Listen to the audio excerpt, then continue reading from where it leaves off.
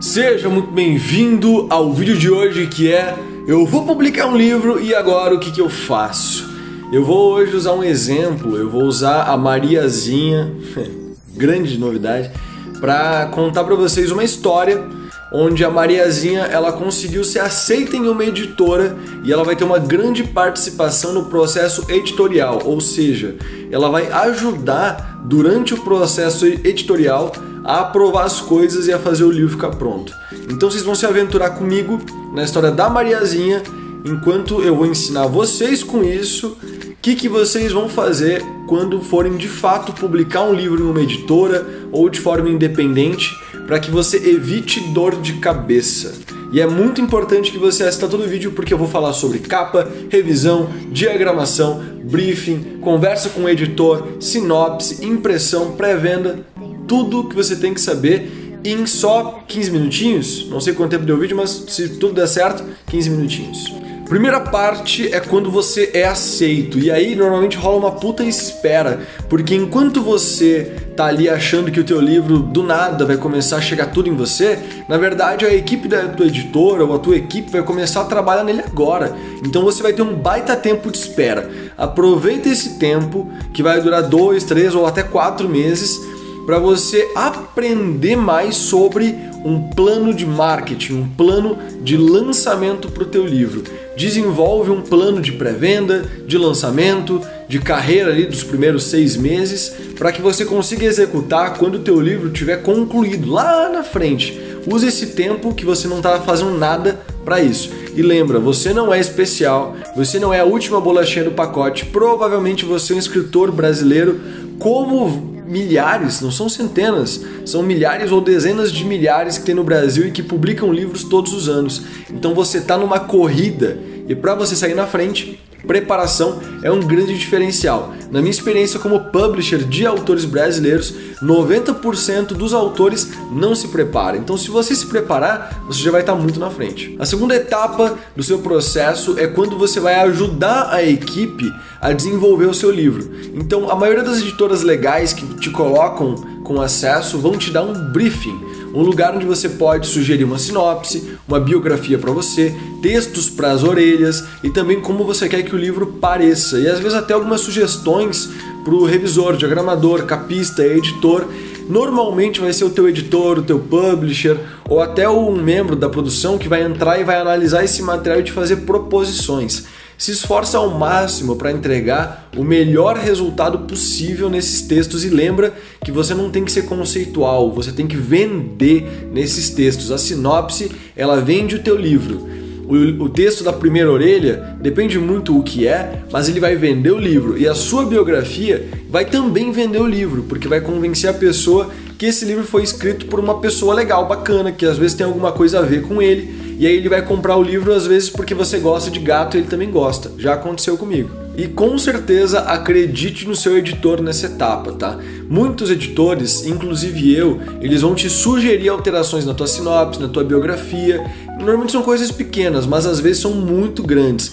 Acredita que ele quer o melhor para você e não se apega em uma construção que não é tão comercial, que não vai funcionar tão bem na prateleira de uma livraria. A primeira etapa visual do teu livro sempre é a capa ou projeto gráfico.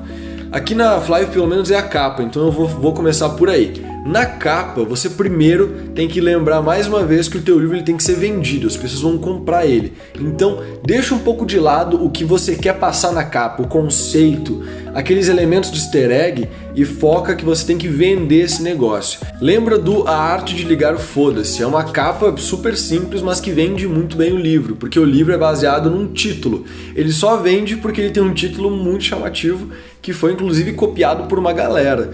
Então você tem que se apegar no fato de eu compraria esse livro, na estante ele chama atenção, porque isso faz toda a diferença e muito livro já teve capa linda, só que quando você olha você não entende o que é aquele livro e você acaba preferindo um livro muito mais óbvio, com um título mais óbvio ou com uma capa mais óbvia. E pra mim a parte mais importante de você, escritor, analisar na capa são os textos. Cara, é muito comum de mesmo depois da equipe analisar a sua sinopse, a tua biografia, passar erro ortográfico básico. É comum, por mais que seja doido, é muito comum. Às vezes até uma versão antiga foi pega por aquele capista e ele não percebeu. E isso já aconteceu comigo com uma revisão em uma outra editora, uma parada mega velha, só que aconteceu e eu percebi porque eu li. Então leia todos os textos e leia assim, ó, calculista, lê palavra por palavra para ver se não tem nenhum erro. A capa, ter erro ortográfico na capa, para mim é um problema um pouco mais sério. Então eu acho que presta muita atenção nessa etapa. Logo em seguida você vai ter a revisão ortográfica, que é normalmente onde os escritores lavam as mãos e dá uma merda federal. Gente, revisão ortográfica sempre tem erro. Eu vou falar um pouco mais sobre isso depois, mas na minha opinião, para você ter uma revisão ortográfica que você pode botar a mão no fogo e falar não tem erro ortográfico mais aqui, tem que ter sido o mesmo texto, sem ter alteração, ter sido revisado pelo menos 4 vezes por 4 pessoas diferentes. E nenhuma editora faz isso. Por isso que quando você pega um livro e você abre na ficha catalográfica dele, ou ali na ficha técnica, você vai ver que não é a primeira edição, é a 30ª edição, a 20ª edição. Se isso em editoras grandes, né? Porque vai muita edição diferente, eles imprimem uma cota, acham um erro, imprimem uma nova cota e é normal pra caramba. Normalmente, editoras muito grandes, que têm muito tempo para conseguir desenvolver um livro, vão ter 2 revisões, mas quase todas as editoras, e elas têm um prazo menor realmente, elas têm um revisor que pega pesado, só que sempre vai passar coisa. Então, de verdade, lê todo o seu livro com leitura dinâmica, para você conseguir encontrar os potenciais problemas. Eu não quero que você revise o livro, eu quero que você tente encontrar qualidade ou não na tua revisão. O que quer dizer isso? Você vai ler o teu livro inteiro, ou quase todo, ou de forma jump, que é como eu faço, para analisar originais que eu tô com pressa de analisar, né? Tem pouco tempo, que é você ler trechos. Você vai lendo vários trechos de coisas variadas e, mano, de coração, se a revisão não foi bem feita, você até num jump vai conseguir encontrar erros ortográficos ou erros de conjuração, alguma coisa você vai encontrar. E se você encontrar num jump, quer dizer que tem algum problema ou foi uma puta coincidência. E aí você tem que ler mais, e se o teu livro tiver com muito erro, quer dizer que a revisora ortográfica provavelmente está pisando muito na bola. E revisão ortográfica é um grande problema, tá? Porque revisor é um ser humano e às vezes ele não tá numa semana boa, ele não é um bom profissional, ele tá sendo testado pela editora. Eu, como editor e dono de uma editora, eu sei que, cara, a revisão ortográfica é muito sensível. A gente acaba trocando bastante porque aquele revisor tava bom e de repente ele para de ser bom do dia pra noite. E aí tem que trocar aquela pessoa e aí tu tá testando uma pessoa nova. Isso é muito complicado. Se o autor não perceber e o supervisor de produção ou o editor, depende, se não tem supervisor de produção, não conseguir perceber, esse livro vai ser impresso com esses erros e o autor não vai ter o que falar, porque foi ele que olhou o livro. Então analisa tudo tintim por tintim no prazo que a editora te der. Eu sei que os prazos são curtos, mas dá. Em uma noite bem feita você consegue analisar o teu livro inteiro com leitura dinâmica. Você não precisa ler página por página, palavra por palavra, para ver se algo está bem revisado ou não. A gente fica com a leitura viciada? Fica. Só que na revisão ortográfica é diferente, eu te garanto.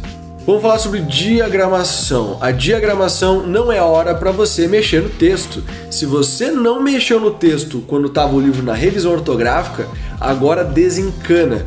Porra, eu queria botar uma nota do autor, desencana. Eu queria botar uma carta ao leitor, desencana. Eu queria botar um agradecimento. Cara, não é mais a hora, essa hora já passou. Você quer arrumar briga com um diagramador que vai deixar o teu livro menos surrealmente incrível porque você pediu coisa que ele sabe que você devia ter pedido antes? Não. Então, faz uma coisa em cada etapa. Esse é o primeiro conselho que eu te dou. Em qualquer editora que você for publicar ou com qualquer diagramador, se você pedir pro cara passar uma lista de alteração ortográfica para ele, ele vai ficar desgostoso. Ele vai ficar, poxa, eu tô diagramando um livro que na verdade não tá pronto, sacou? Então esse é o sentimento. Então foca no design, e essa é a parte mais importante. Você já deve ter alguma visão ou alguma ideia, ou o teu diagramador vai te propor uma visão. E essa visão, ela tem que ser coerente, ela tem que acontecer direitinho. Então vamos supor que você tem uma entrada de capítulo. Todo capítulo ele tem uma imagem que vai aparecer. Quando você for conferir, confere se essa imagem está em todos os capítulos. Eu tive uma coisa no Corvo Negro que eu lembro até hoje, que eu pedi para o capítulo começar sempre em página ímpar, que é a página que fica na direita, quando você abre o livro, né? Página esquerda, página direita, que é a página que a gente olha primeiro. E eu peguei o livro diagramado e eu conferindo ele, eu encontrei um erro, uma página que estava na esquerda. E aquilo fazia vários capítulos começarem na esquerda. Eu pedi para a equipe arrumar, eles arrumaram e o livro ficou perfeito. Só que eles não tinham visto. E eu, se tivesse aprovado daquele jeito, não tinha choro, não tinha vela. Então, quando você estiver na diagramação, foca em analisar se o que foi proposto tá direitinho, tá rolando. Você é o pente fino da operação. Você tem que ser o cara chato para fazer as coisas estarem corretas e nos lugares que foi combinado. Mas, lembrando, se você for o cara chato de erro ortográfico na hora da diagramação, vai dar bosta. Então se esforça lá na etapa anterior, que é a revisão ortográfica. A pré-venda é o que eu gosto de chamar de execução do seu plano. Se você seguiu a minha primeira dica desse vídeo, você tem um plano arquitetado para executar agora. Agora na pré-venda é quando você começa a vender o seu livro, é quando você começa a divulgar que ele pode ser comprado pelas pessoas. E é nesse momento que você tem que colocar o teu plano em ação. Se você não desenvolver um plano, meus pêsames, a tua pré-venda vai dar errado. Não tem como dar certo se você começar a jogar do dia para a noite as coisas para as pessoas. Você precisa preparar o terreno, plantar a semente, para você colher na pré-venda a primeira leva dos frutos. E depois tem ainda o lançamento, e depois tem o dia a dia, que eu vou falar em outros vídeos, né? Mas a pré-venda é o primeiro momento que prova se o teu livro ele é comercial, se você é bom em criar um planejamento. Não sabe criar um planejamento? Aprende, vai atrás de conteúdo. Se a tua editora te fornece curso, se a tua editora te fornece e-book, vai lá e absorve isso. Aqui nesse canal do YouTube tem um monte de vídeo, tem um curso completo que eu coloquei aqui, que antes estava no Hotmart por quase R$600, para te ajudar a aprender também técnicas de marketing, técnicas de propaganda, publicidade, para você resolver esse problema em específico. Bota o teu plano em ação e executa ele do começo ao fim. Uma dica muito importante é você ficar atento aos dados. O livro está vendendo? Não está vendendo? Se no primeiro dia você não tiver venda, é um baita de um sinal vermelho. Vai dar merda. Refaz o teu plano.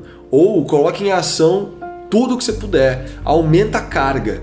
Ou desista. E esse é uma dica valiosa também. Teu plano não está indo bem, você está gastando dinheiro e não está rolando de jeito nenhum e você não sabe como resolver, desiste. Você tem também que estar preparado para o pior, que é ter que arcar com os custos daquilo sem que as pessoas comprem o teu livro.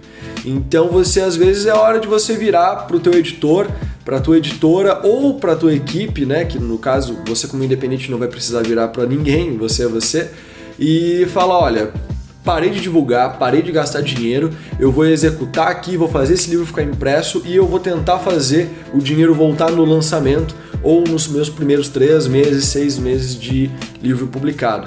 Funciona super bem. Eu já fiz isso com A Vingança do Órfão, não deu certo a campanha que eu tinha planejado por vários motivos, várias decisões ruins e algumas coisas fora do meu controle. Eu desisti para perder menos dinheiro porque eu vi que não ia bater a meta que eu precisava.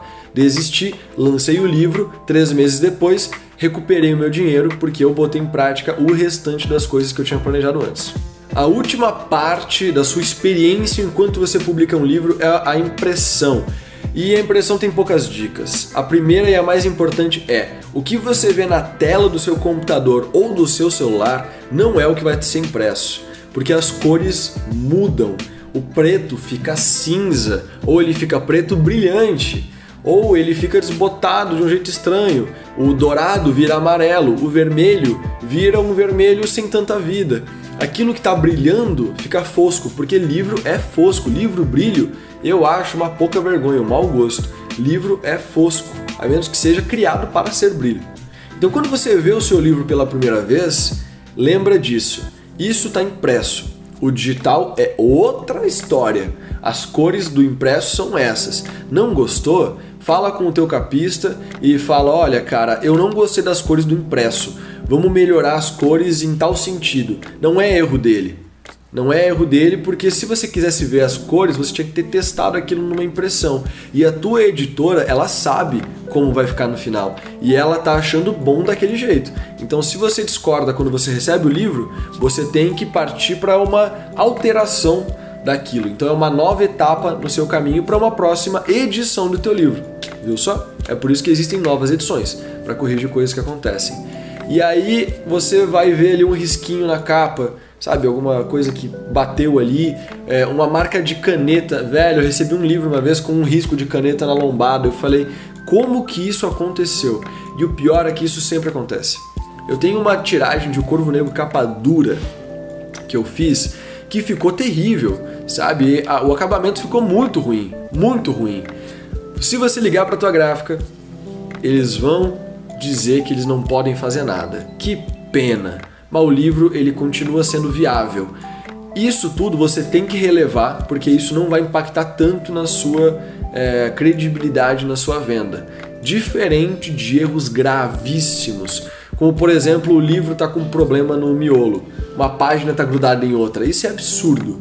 Isso quer dizer que a cola vazou. Isso é um problema que tem que ser refeito.